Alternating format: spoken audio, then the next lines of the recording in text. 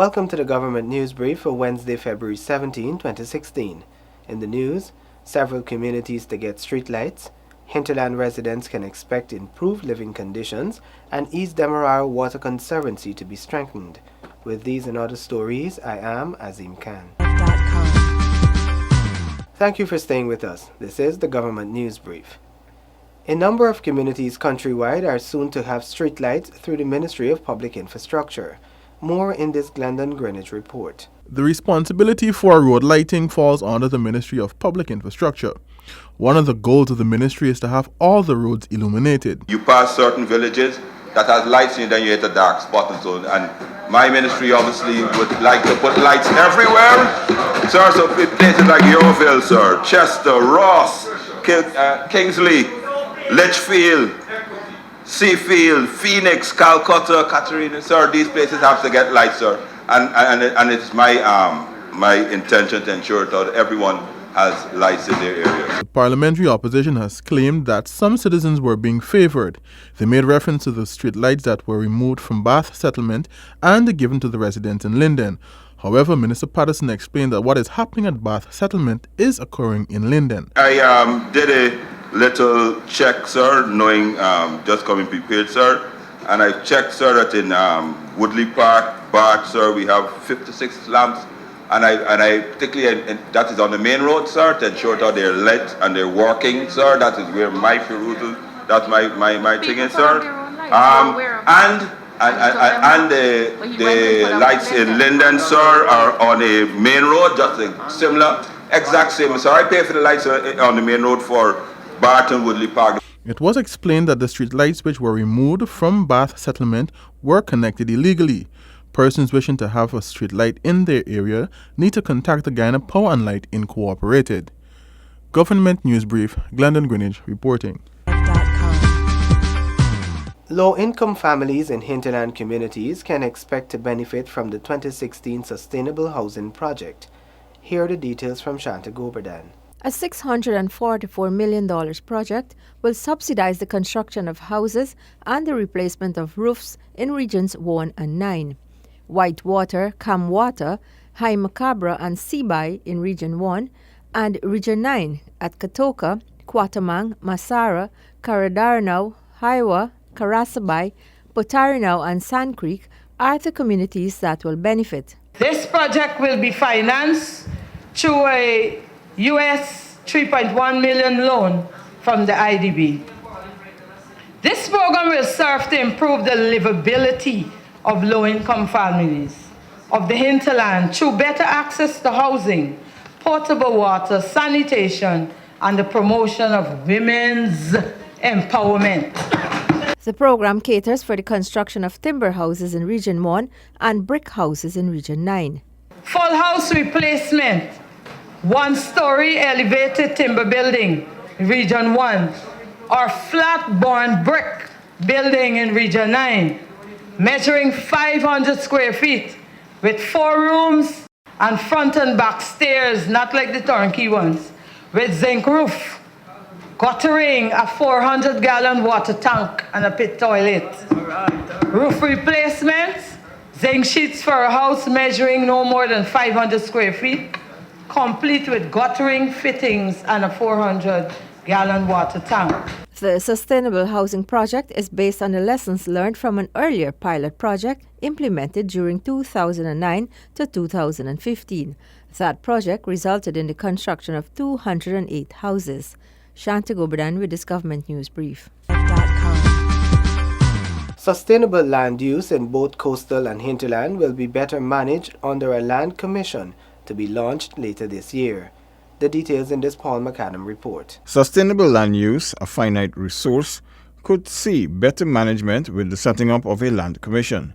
The entity is expected to become operational before the end of 2016. That commission will look at all aspects of land, agricultural, mining, forestry, marine land titles and exemptions, as well as ancestral lands. The Natural Resources Minister had reported that the new administration met an alarming situation when it discovered that all of Guyana's productive forest was allocated by the past government. The minister said that there was nothing left. Prime Minister Moses Nagamutu later took evidence to the National Assembly that supported what was initially said by Trotman. The East Demerara Water Conservancy will soon be strengthened with the rehabilitation of the Kunya Canal. Glendon Greenwich has that story. A US $3 million agreement has been inked to improve the flood risk management capacity along the East Demerara coast. The area is prone to flooding. The agreement caters for the rehabilitation of the Kunya Canal. This is an important intervention as it addresses adapting to climate change, which means that farmers and residents are less likely to be affected during the times of flood. I was extremely happy to be here for this signing because this project is extremely helpful and useful for Guyana. As you all know probably too well, your susceptibility to climate risk is unfortunately high, especially in the coastal areas, and therefore, the rehabilitation of the canal is a very, very laudable endeavor that the government is embarking upon with us, and that we are extremely happy to support. It's helpful not only because it's supporting economic growth, but also it has potential macro impact, and of course it's extremely helpful for the well-being of the population. This is because, as you know, in these coastal areas, a lot of the population lives. The Kunya Rehabilitation Project is one of the initiatives aimed at reducing environmental risks. These initiatives are intended to put systems in place to ensure that waterways are conserved for the preservation of all livelihoods. I see this project in several ways. One, from the standpoint of this new government, it represents one small cog in the wheel of greening our economy. Yes, we are all susceptible to climate changes in various ways. In Guyana's case, one of it is flooding, right? Due largely to our low-lying coast. And unfortunately, because of the history of our development, a significant majority of our people lie on this very coast. And so while we look at longer-term options, we need to bring immediate relief to the citizens and businesses and property and so on, who will be here for quite a long time in the foreseeable future. Rehabilitation of the canal will increase its discharge capacity and contribute to reducing the risks of the embankment overtopping and flooding of areas along the East Bank Demerara. The proposed physical works will include the widening of the canal, the rehabilitation of the former outlet structure, rerouting the canal to re-establish its original alignment, and the construction of a bridge on the east bank of Demerara Public Road where the canal intercepts the road. Government News Brief, Glendon Greenwich reporting. The administration is working to create a career-based public service as investments continue to be made in the country's human capital. Paul McAdam has that story. Addressing the National Assembly on the issue of contract workers recently, Minister of State Joseph Harmon said that his administration inherited a large number of these.